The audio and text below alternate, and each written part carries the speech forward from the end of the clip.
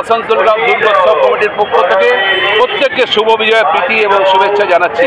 এটা হচ্ছে আসানসোলের সবথেকে প্রাচীনতম দুর্গোৎসব, 291তম। এটা শুরু করেছিলেন আসানসোলের প্রতিষ্ঠাতা নকরি রায় এবং রামকৃষ্ণ রায়। তখন এটা জঙ্গলে পরিপূর্ণ ছিল, আসন গাছে পরিপূর্ণ ছিল। সেই জঙ্গল কেটে প্রথম আসানসোলে দুর্গা পূজা করে এই নকরি রামকৃষ্ণ রায়।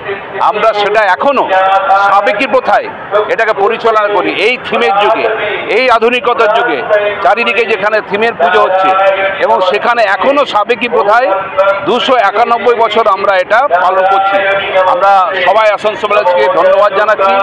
এই যে সিঁদুর খেলা, মায়েরা সিঁদুর খেলা খেলছে, মায়েরা বোনেরা, এই রকম খেলা পশ্চিম বাংলায় কোথাও হয় না।